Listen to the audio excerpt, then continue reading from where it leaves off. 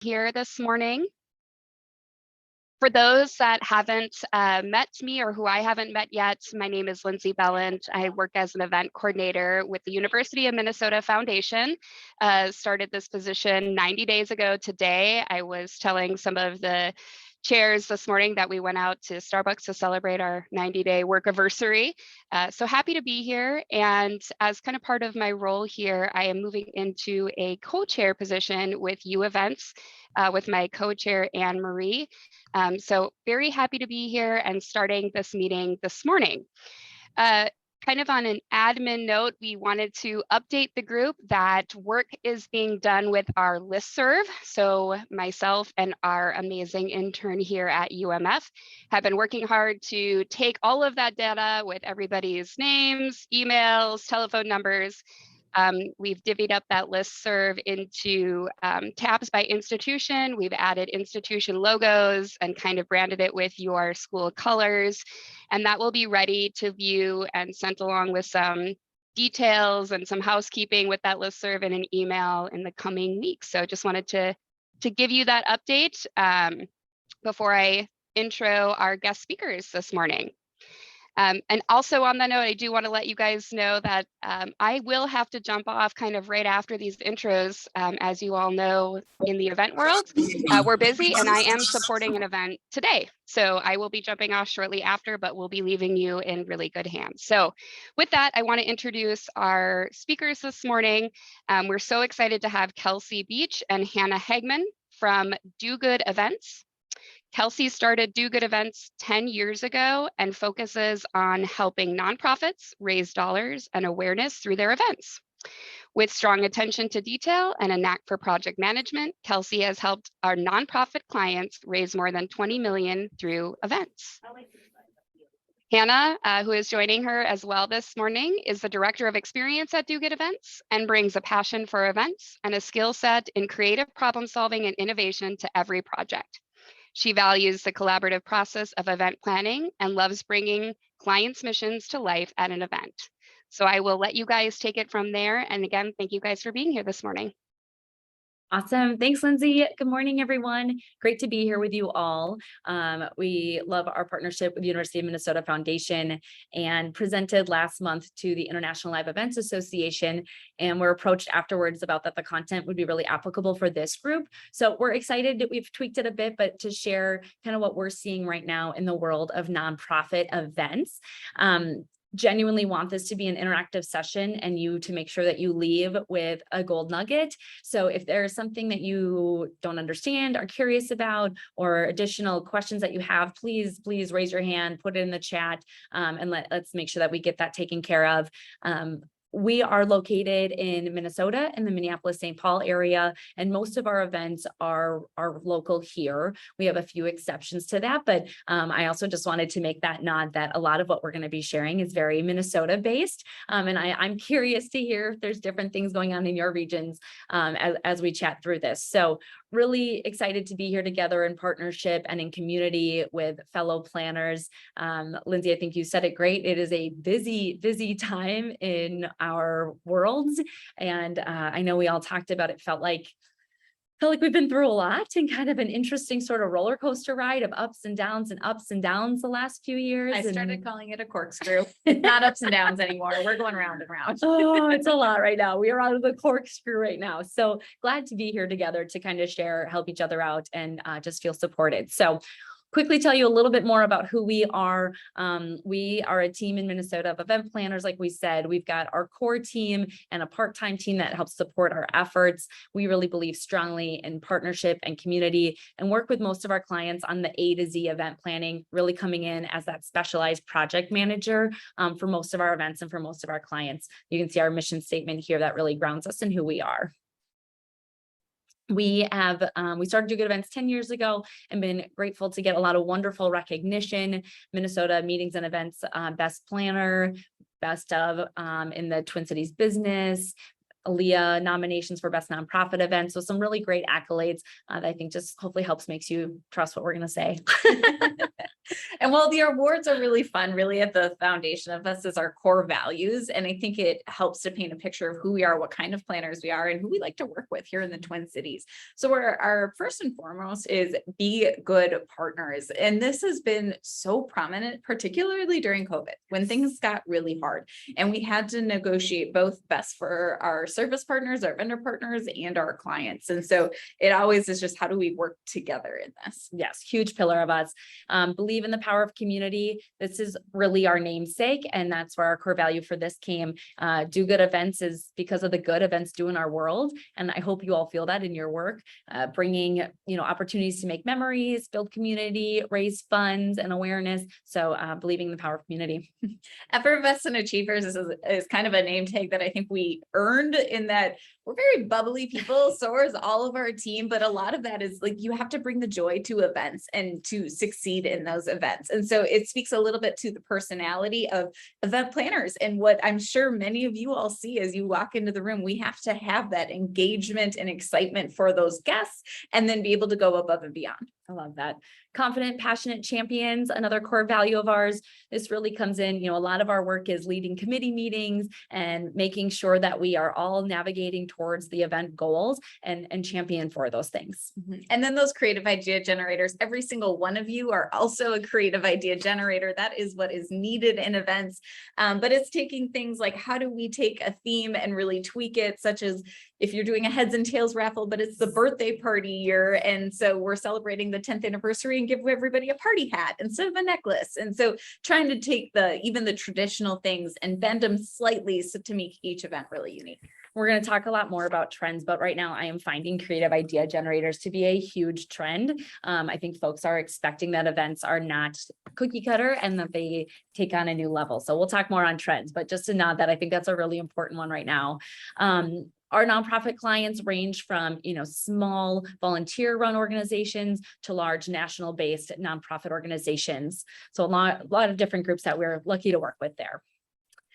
So just a little bit of grounding in kind of our presentation today, as we talk about nonprofit events. Nonprofit can mean a lot of different things. It might be that third-party fundraiser that we're talking about. I know many of you probably have them that are a part of your events. So it might be that golf tournament that is hosted by a prominent supporter, and it's taking care of you there. So just kind of talking a little bit about what we're talking about. I was looking up that nonprofits, there's like almost 36 tax exempt codes for nonprofits. So we're primarily talking about the 501c3 and kind of who that would include. And I love this quote and definition. And so I do want to read it, because the National Council of Nonprofits states that there are 1.3 million charitable nonprofits. But I think what's really cool is the definition, and it gives me all the warm feels of that: feed, heal, shelter, educate, inspire, enlighten, and nurture people of every age, gender, race, and socioeconomic status, from coast to coast, border to border, and beyond. They foster civic engagement and leadership, drive economic growth, and strengthen the fabric of our communities every single day. And I don't know about you, that's why we do what we do. That's why we are planners. I'm sure that's what so many of your universities are striving to do, many of these things as well. And so I like to just ground us in that definition of who we all are and what we're bringing to the table today. Love that. And then we have the types of people that are involved in planning an event. So just highlighting, I know people coming to this call have a variety of seniority in your organizations, but we find that most of our committees include that planning committee, that executive director, oftentimes a third-party fundraising team like us. You've got your volunteers, and then of course your development team that's bringing in the revenue. And we've touched on this slightly, but there's a lot of different kinds of fundraising events, such as the galas, the walkathons. We're calling these new vision events, are people that are taking a new spin on it. For example, I have a client that used to do a golf tournament, and this year we're doing a dueling pianos concert next week. Very different. And so just re-envisioning their events and how they're going to do it. We called it thons, but the radio-a-thon, the walkathon, the bowl-a-thon, all of the thons. And then those golf golf tournaments, which we all like, I don't know, I can't say all, but I love the golf tournaments. I think that's super fun as well. Yeah, we've seen a big resurgence in golf tournaments. I imagine many of you have as well, but this summer and fall was the most golf tournaments we've had in our 10 years in business. So definitely a popular option right now. I think one thing that we are finding right now with many of our clients is that they're segmenting out their events more and more. And so they might be hosting the walk run as an opportunity to maybe not so much raise funds, but to raise awareness, to have something that really appeals to their kids and families. And then they might be holding the gala for more of their long-term audience that knows them well and that they can dig deep into mission and stories with. So I think it's interesting if we look at these different event types, some of what we're seeing and the purpose that each of these different events can bring. So Kelsey and I are very interactive. And so actually virtual presentation is not our forte because we want to talk to you. So we have thrown in a couple of these activate questions for us to start hearing a little bit from you all as well. So we recognize that those events that we just ran through, they might cover a lot of them, but what other types of events are you potentially involved with? We want to see it in the chat box. We want to hear from you. So think about that. What other kind of events are you putting on? Maybe there's the breakfast or something like that, those campaigns. I love that. So keep dropping that in there. This helps to get us to get to know you all a little bit and know who we're talking to. Awesome. Started talking about this with the goals of the different events. Of course, we have our fundraisers, as oftentimes why nonprofits are hosting events is to raise those critical mission funds. Our fundraisers that are really opportunity to fill that pipeline, stewardship events where we're showing gratitude, and awareness builders where we're maybe going out to the public more to just get our mission and message out. So again, I think this is something that we're seeing, and we always talk with our clients particularly about setting goals for every event. And it can be challenging to have an event with goals of being all of these things. And so what are the goals of the event, and having those really be the drivers for all of our decision making. Yeah. And I like to say it's okay for multiple of these to be a goal, but we also have to establish what is the number one goal. As I see you all dropping some things in the comments here, I see a lot of these that might actually be fundraisers or stewardships or awareness builders are number one rather than fundraising.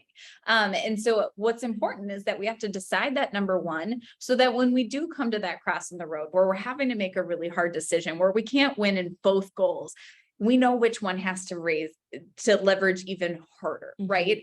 If it's a fundraiser versus a friend raiser, we might have to say no to that lower ticket cost because it is a fundraiser, and therefore we have to have that higher ticket cost, right? So those are decisions. I think something that we find in our work is, and I imagine it's true for most of you, is that many of our events have a lot of cooks in the kitchen, maybe is the right way to put it. And so this is where I think that goal setting early on with your key players is really important, and something that you can drive back to.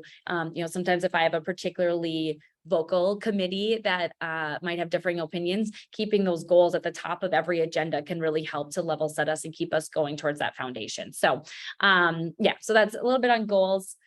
In general, go ahead.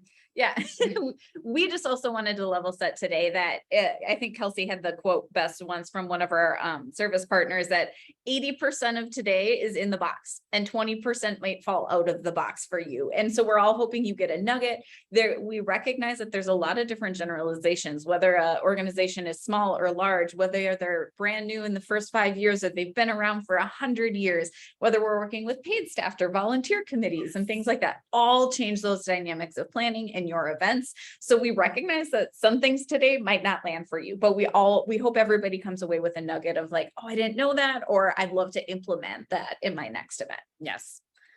All right, let's talk about the fun stuff. Oh, these are the trends, the things we're seeing right now. So we'll delve in here and spend a lot of time on this slide and really want to hear what other things you might be seeing as trends in your area or questions that you have. Started talking about it a little bit earlier on, but I think one of the biggest trends we're seeing right now is that people are reinventing their ideas in big and small ways. This has become a huge time to say, like, let's throw it all up in the air and put the puzzle back together. And so, I have a client coming up next weekend that always had the traditional Thursday night gala, and they've moved to a Sunday afternoon outdoors. They're a nature-based group, so it's really cool and fitting for their mission, and just became a great opportunity for a pretty big switch. So that's a bigger thing, or we might we have another client, actually Fashion Fest with the University of Minnesota Foundation, that just adjusted their timeline slightly. They're a Friday evening event and traditionally had started at 6:30 p.m. Given today's world and the fact that on a Friday, especially, many people choose to work from home, and we always felt pretty smooshed on the backside of the program, we've adjusted to a 6 p.m. start time. So a small change, but we were given an opportunity for a bit of a reinvention there. And as I'm sure many of you are seeing and experiencing, we are coming back in person. And I think one of the surprising things, at least that's been happening here in Minnesota, is how quickly virtual has been going away. Yes. We definitely were thinking, hybrid is here to stay. We're doing hybrid forever. And there's been a lot of this discernment of, well, is hybrid right for you, right? Because there's expenses that are involved in it. And we have seen those organizations with a national presence that hybrid has been really popular. And we're finding that folks are choosing that hybrid option less from a health and safety perspective, but more of a conveniency or a demographic reach and things like that. But when we are back in person, people are excited. Yes. Yes. I'll just say a couple of things what Hannah said there. We are back in person and I have been shocked. We had a couple events this fall that we're going to do a hybrid option or virtual only. And in the last probably 60 days have changed their mind and put more effort into being in person or making sure there was an in-person option. I don't know that I have anyone right now that's planning something that doesn't have an in-person component of some type. And I think that just became pretty clear as the summer went on that people wanted that community building. They wanted to be together. Even to Hannah's point, we have a client that is located on the West Coast, and they were going to do some watch party kits and mail them to people here in Minnesota because they have a strong contingency here. But instead, they're pulling folks together at a board member's home to watch that party together in community. And I think that that's what we're going to see more of. I think that even that unique location is really fun and exciting for that group in particular to be in the home of someone. Always piques some curiosity for folks. So I think that's really interesting and probably something relevant for a lot of you that do have that geographic reach across the nation. But yes, our in-person events are awesome right now. I would have to mention though, attendance is still down. And it is interesting in that I think attendance was down in the spring and last fall because of people making their health and safety choices. And I wasn't comfortable to be in person or something like that. But now I'm starting to see the reasons change, right? And I think there is this balance of people are choosing what to do with their time differently. And I think we're still kind of living in the about 80% of what your 2019 in person is. Generally 50 to 80% is where we're landing today. Yep. But what we're seeing is that we're still able to raise a lot of funds with that smaller room because it's your dedicated donors that are choosing to be there and show up. Yes. And so that is really cool that I know for years we've talked about it's not filling the room, it's making sure the right people are in the room. And that's just even more true today. That's absolutely right. Yes, 80% of 2019 numbers is super accurate. And I will say that more than ever, they're coming later in the planning. That same client I was talking about here in 2 weeks did an early bird ticket and got very little response. And when they reached out to folks, they were like, it just wasn't worth it to save a few bucks to put the commitment on my calendar. I want to wait. I want to make sure it's going to work with my family. I want to make people are weary about cancellation clauses and whether that's for a ticket price point or that's you booking a venue. So there is still some of that weariness to commitment happening, and a little bit of fear and trepidation happening there. But I do think that, when we talk about fear and trepidation and safety guidelines, we were chatting, I think since the spring, we had one client do vaccination cards at the door. Otherwise, most people are just taking the approach of we're following CDC guidelines. So it's that's at least what we're experiencing here in Minnesota right now. And we're very much enjoying the back in person because the energy is palpable. Their early guests are I don't know that I've had an event yet this year that's had guests not arrive early, and just with gusto, ready to have a great time with their community. They're late to sign up, but then they're early to show up. That's right. And so we used to always say our registration tables needed to be fully prepped by 15 minutes before. And now I'm I'm going 45. Yes. We are legitimately seeing people come well before. And then I remember that event, Kelsey, where we had like 85% of the audience in within the first 30 minutes. Yes. Like Yes. people were excited to be there. So just making sure that everybody's ready a little earlier than we're used to. Yes. We are kind of in that same regard. While attendance is down a bit, like we said, that 80%-ish, no-show rates are also down, where Mhm. most people who do register are committed. Barring as the sniffles of the fall start to come up, we'll see if that changes. But we have found it, like in the spring and summer for sure, that no-show rates were really low, and people were definitely, if they made the commitment, they were following through on it.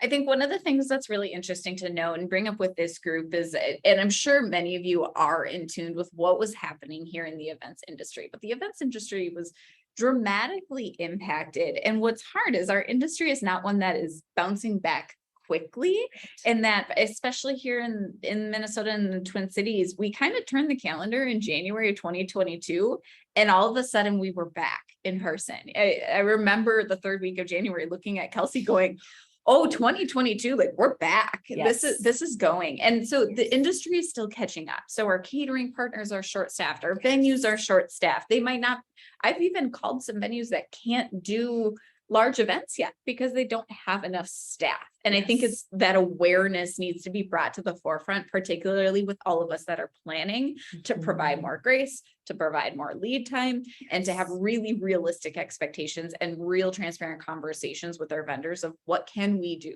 Yes, I think that's so smart to be buffering your timelines. I was talking with a country club yesterday that typically would have been a staff of about 4, and she's doing it all. She's the only salesperson. She's the only banquet captain. She's the only one writing the BEOs and floor plans. So, they're kind of just one thing at a time.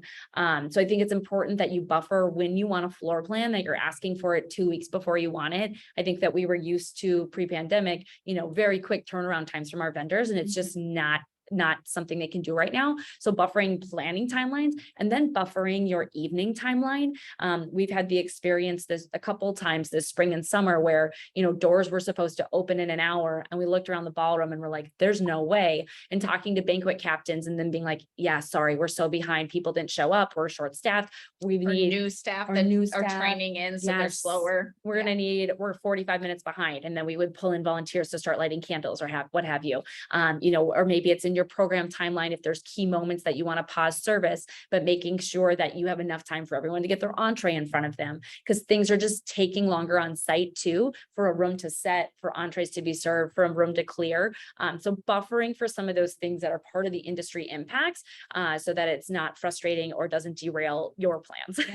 And because the resurgence came so quickly, our vendors are booking out further in advance, and there's more urgency to solidify those contracts and things like that. So your entertainment, your caterer, your valet, your venues, all of those vendors need a little bit more lead time because they're still trying to gauge, like, okay, do I need to bring on more staff now? Do I have enough bandwidth in our company to bring on? It's an interesting rebuilding year for everybody. That's a really good point. Not to be surprised by changes in the calendar as we've talked about the reinvention of events and potentially orgs holding more events. And then we didn't have a lot of event centers pop up in the last couple of years. So there's definitely a supply demand going on right now. And I do think this seems to be pretty nationwide. I'm doing a really extensive search for a conference right now for fall 2024. We were looking at Nashville and Fort Lauderdale, and I am shocked at how little availability we have for a group of 350. And we're really being pushed into what they have available in their calendar versus the weeks that were our preference. And that's for fall of 2024. So I think getting ahead of the game on those reservations because of that industry impact is really important. Yeah.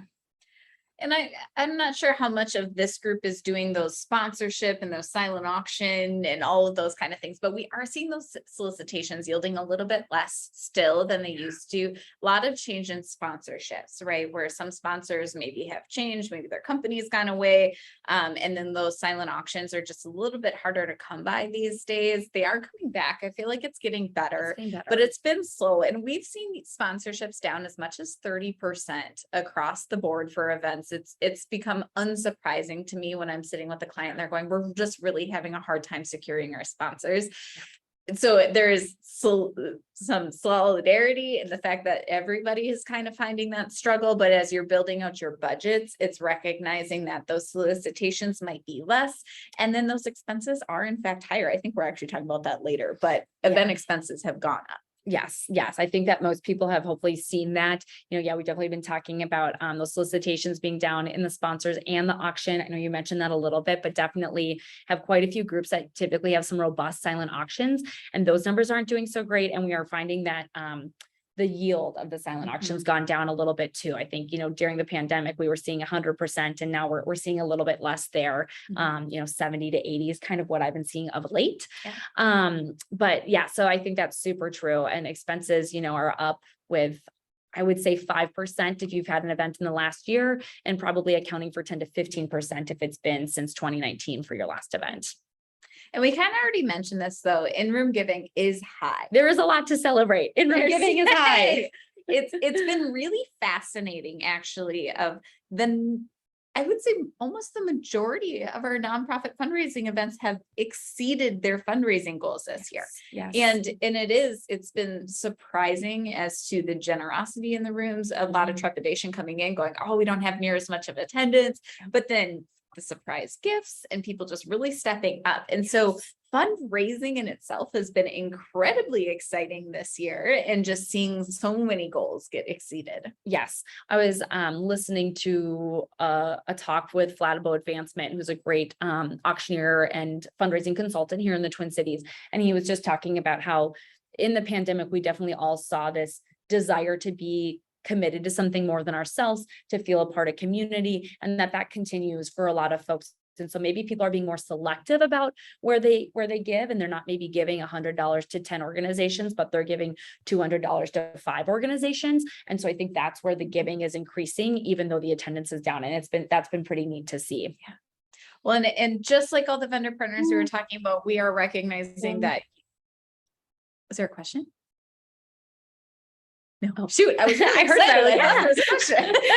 Put them in. We want questions. Recognizing that you all are short-staffed as well, right? And that we all are wearing multiple hats. This isn't just events industry. It's everywhere. Everybody is short-staffed. And so I think it's that grace and a little bit more planning timeline and trying to be uber organized is the best thing we can do there. Yes, we are seeing an unprecedented amount of inquiries right now, and a lot of them are related to being short-staffed, staff turnover, changes, maternity leaves, different situations that have been coming up. So it is something that I think we all need to just help, lift each other up in this moment. And here's another activate. And the good news is I think Kelsey actually already gave you the answer. So were you listening? Yeah, we're testing if you were paying attention, but put this in the chat. On the average, what was the rate of attendance at live events in 2022 versus a live fundraising event that occurred earlier than that? So we'll say 2019. We gave you the answer. Oh, I'm seeing some coming in. Oh, good. It's hard to know if people are listening. We have such good students in this group. I love that. While we're pausing for this activate, I want to take a quick pause on trends and any questions or reflections or things you want to challenge us on that you're seeing in your neck of the woods. We are listening, Emery. Thanks. Yeah, maybe as we're kind of going, budgets can sometimes be the thing that is a lot that we're drilling on. So put it in here. What kind of trends are you seeing? Maybe there's something different from what we just said of like, oh no, in my region, it's like this. So I'm curious. So budget. I think this is always something that we get asked a lot. So it's a good one to dive deep into. And I think, Hannah, I think you're the one that always says this. It's not always for nonprofits or for foundations, small budgets, but mindful budgets. Yes, we all know that we are under scrutiny in different ways, right? Of how are these dollars being spent? I think, Kelsey, we've talked a lot about centerpieces. It's such a great example of your donors may expect very minimal centerpieces because they don't want you to spend money on decor. However, you also may have somebody who wants a very lavish centerpiece because they want a really beautiful party. And so it is that hard balance within budgets and recognizing who's coming to this event, what are they expecting, and how do we balance the budget in different ways that way. Yes, this is again where I come back to that goal setting and how important that is with all the key players. So we know what our budget looks like. We know what our audience is looking for. I like to always say, what do you hope people are talking about the next day? What are they saying at the water cooler? I think that can help dictate where you want to put your budget and your extra resources into.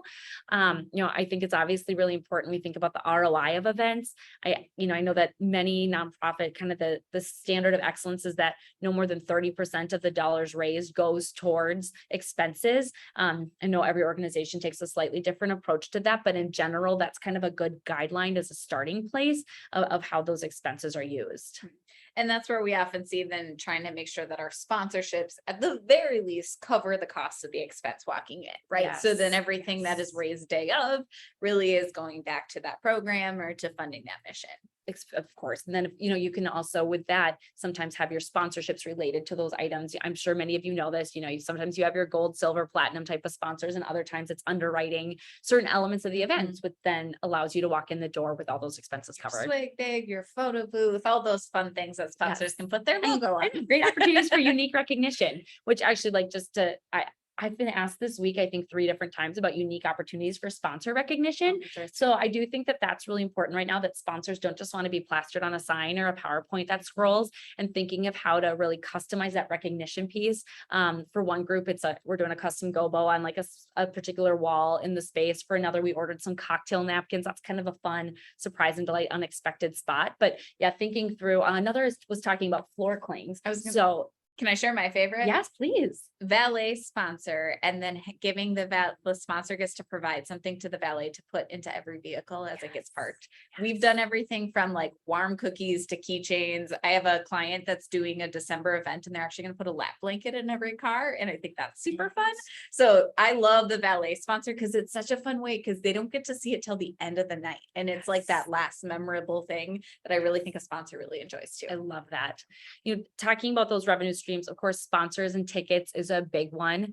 And then of course we're seeing the different fundraising kind of activations, the auction, silent auction, live auction. I said earlier, of course, that we're seeing these values down a little bit, or the percentage that's earned back. So just something to be aware of. I think a lot of people had some auctions that did outstanding in 2019 and through 2022. And so they're down a little bit right now, but still very impactful. I'd love to, Anne Marie, I'm going to take your question next, but I just wanted to share one of the things that I think is trended here in Minnesota. So I'm going to share this to the broader audience. Is I think we've all heard of the wine pulls, right? Where you pull the cork, it's got a number, it's assigned to a wine bottle, and you win the mystery wine bottle. Well, we started doing Plinko here in Minnesota. So think of like Bob Barker back in the day, Price is Right, Plinko boards, where we would rent Plinko boards and put wine bottles at the bottom of the Plinko board. So then you're buying your Plinko drop. So that's been super trending around here. So I'll just state that out to the universe to see who else might end up with some wine Plinkos. I love that. Anne Marie, go ahead. Sure, you've got some great ideas. Kind of going back to the revenue streams, have you ever come across, I'll give an example. I'm working with our Washington semester program, and they're having their 25th anniversary celebration, and they are not charging for the event. And the purpose behind that is they would like people to make a donation through the registration link or through, giving at the party. And have you seen verbiage, or do you have a suggestion of how, like on a registration link or on an invitation, how you would word that so you're not acting like they have to I'm sorry, my VP just called me and it totally distracted me. No, do you know what I'm saying? Yeah, totally. It's a great question, and something that, in the virtual world, we were constantly recommending that people don't charge for virtual tickets during the pandemic for nonprofit giving events, so that there wasn't that confusion of, is my ticket my donation? But if for an in-person event, I think that does change things a little bit. I think on the registration site, if you wanted to collect donations there, I tend to like the oh gosh, what's the verbiage I'm looking for? The tickets 100% tax deductible, a suggested donation amount. I think I've seen some different ways that people do suggested donation amount, and with like some of those key dollar handles of, $100 gets books for a semester, $500 supports a teaching stipend, whatever. So I think that's one way, is to put some tangibles to it. I have a couple clients that I actually really loved this in the virtual realm, which I think would work in this scenario too, Emery, is they took what was their traditional ticket cost. So if it was $150 and on the registration page, there was a button to donate $150 and they put language on there of traditionally this event cost $150. Those funds help to cover the cost of the event and raise mission critical funds. Would you consider making a donation for this event rather than paying for the ticket? So like something along those lines, but it was powerful because in the virtual events, right, when everybody was just doing free fundraising events, I would see at least 10% of that audience choosing that donation. And I thought it was really cool and something that could easily start trending a little bit too. And so maybe considering something like that, if there has been a ticket cost in the past, to say, we are not charging a ticket, but would you consider a donation in that amount or something like that? I love that. I think there's in line with two things as well here to think about.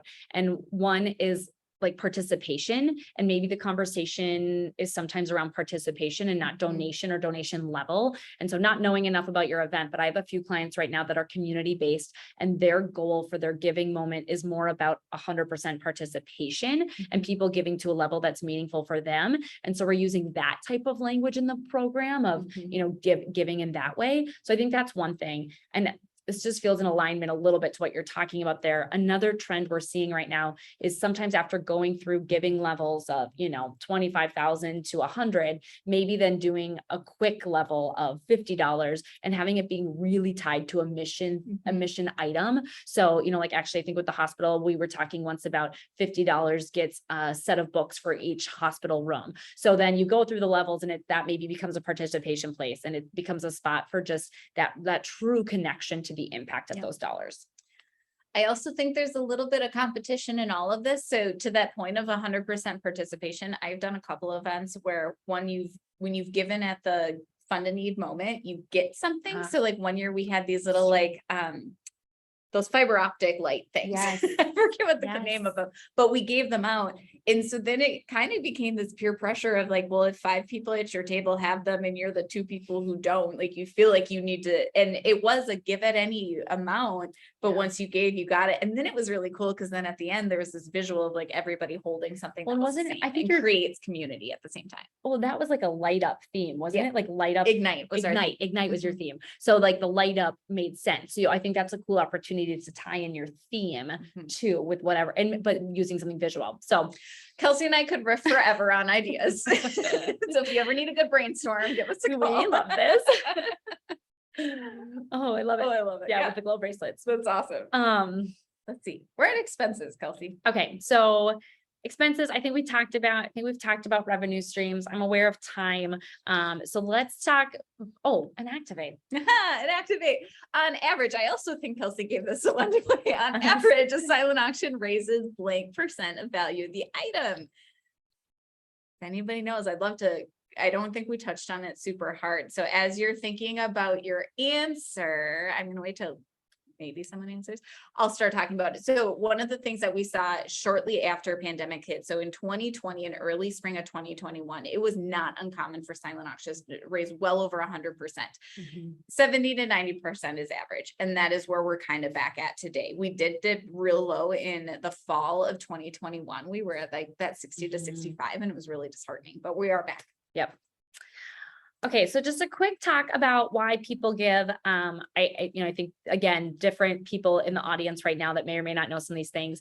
And we talk a lot about why people sponsor, and it's usually for one of 3 reasons or a combination of, often it's out of obligation. It's your bank or your insurance or your printer. And so those are good people to always ask. You support them, they support you. Oftentimes it's out of social responsibility. They want to be seen in alignment with your mission. They want to be shown as giving to the good. And sometimes it's marketing. If you have an audience that they want to be in front of, that their sales or their item or service might be applicable for. So those are kind of the big 3 that we often lean into and can be really helpful to break it down with maybe like a committee or a board and say, who do you know in each of these buckets or in one of these buckets that's applicable for our event? And so then when we're talking about who attending, I think this is really important as we're going back to our goals. How are we approaching this audience? Who are we talking to? Because oftentimes you have potentially that donor that invited a bunch of folks to their table. So you have one invested person in a table of, let's say 10, and you have 9 more people you have to captivate. And they recognize that, hey, my friend or my family member supports this organization, but we need to captivate them. So sometimes it's starting out at that entry level point. Sometimes we're doing events where we've had supporters that have been there for years and years. And maybe this is more of that stewardship event. It's more of a thank you to all the commitment you've given. And then there's those who have been impacted by the organization. And I think that's a really interesting point, whether it's a patient, it's a student, or, it's somebody who's had that personal impact, and that's why they're there supporting. Yes, I love that. And I think right now we've been seeing in your program and in your giving moment that people want to feel good. I heard a client say recently, like, you want to walk that tightrope between like, help us please, and like feeling inspired and hopeful. And so really making sure we're seeing right now in programs that it's uplifting, the need is made clear, and you're also sharing the impact and reflecting back on the good and their dollars have had for you in the past, and making sure people understand that, but that we're really being inspirational and hope-filled and positive in our giving moments right now. Yeah. I mean, I'm sure many of you have been around long enough to remember that like 8 to 10 years ago, it was more about here are why things are so dire and we need your help. And I think of like the Sarah McLachlan puppy commercials, right? Like it's I'm going to make you cry, and that's why you're going to give.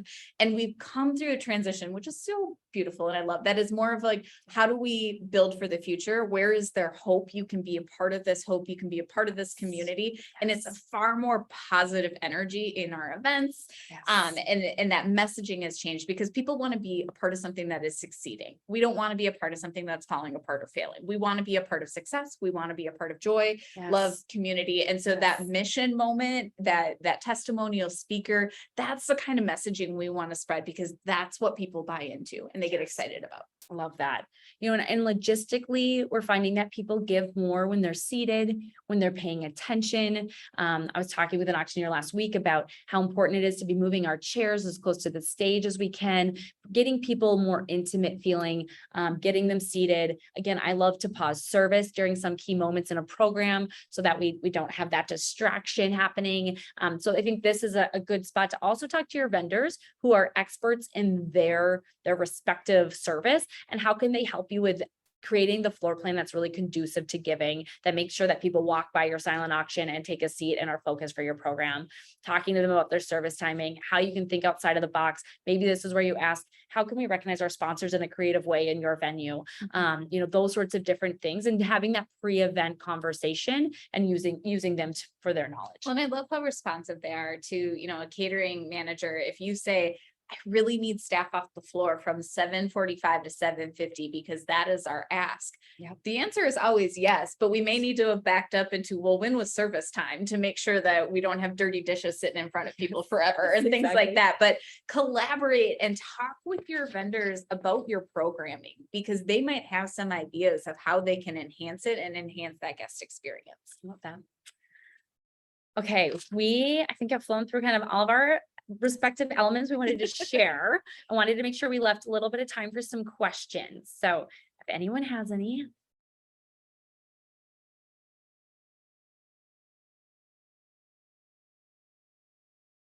I'm going to plug this, Kelsey, while people are talking about questions. Please do. If anyone has questions, please chime in. This is the time for them. But we do want to also mention that if anything here was ringing true for you, we do a conference every year called Raise and Arrange. It is a half-day conference that is happening that we dive even deeper. We bring in partners, auctioneers, things like that. So just plugging that for this group if anyone's interested. Yeah, it was a response to 2020, and we hosted our first one in May of 2020, as we were all kind of trying to figure out what was up and what to do and how to do it. And so we brought in some different folks and did our first virtual Raise and Arrange. And last year we were hybrid, and I think we might have a hybrid option for this year. So yeah, we're excited about it. Again, it's really an opportunity for nonprofit event planners to not feel like they're in a silo and come together and learn and grow. Amanda, to your question of one-time consulting, of course, Clearly, Kelsey and I like to talk. So we can absolutely sit down with you, talk through goals, strategies. We'd love to do some pre-work on it to say, where are your pain points right now, so that we can make sure that we talk about what you need to discuss. But there's plenty of consultation opportunities, of course.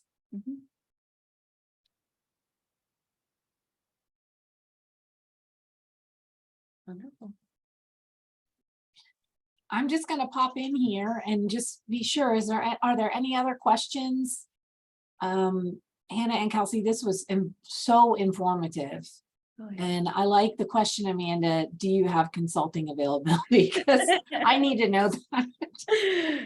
I love it. We love to do that. And it's really fun to just be with you all in presence together today. So thanks for having us. Yeah. And if there aren't any other questions, I'm going to go ahead and first thank you all for such a great tips on trends and for being so enthusiastic and open to sharing your ideas and such. We really do value that and appreciate it very much. So I'm going to take a moment to introduce Lance Conley. He is the Assistant Vice President for Special Events at Purdue for Life Foundation. He's going to talk to us a little bit about the AEP conference that is coming up. So take it away, Lance. Well, good morning, everyone. Great to see everyone on the call. Yeah, I just wanted to make a quick plug. I know I've been blowing up people's emails as it relates to this Academic Event Planners Conference, but we're really excited to be back together.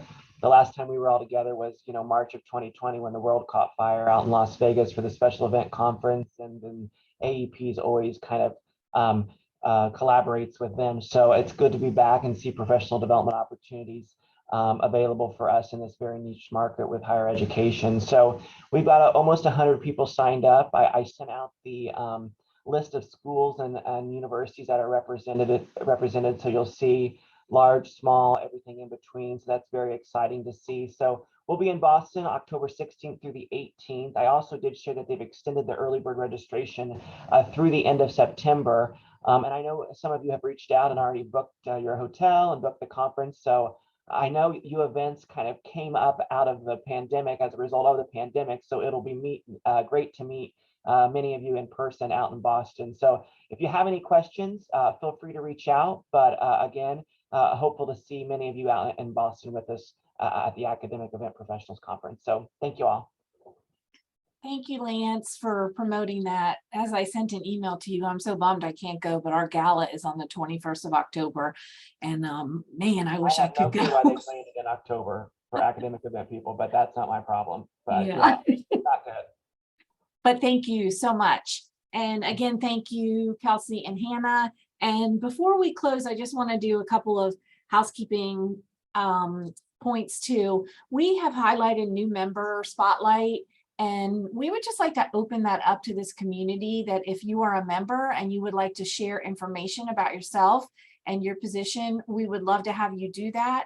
And if you are, please just send out an email and I'll be happy to send you the information that you would do. It could be anywhere from 3 to 10 minutes. So it's up to you. I'd love to hear from some of you so we can learn a little bit more about you and your nonprofit. So thank you again for today. And again, Kelsey, Hannah, I know keep thanking you, but I did learn quite a bit.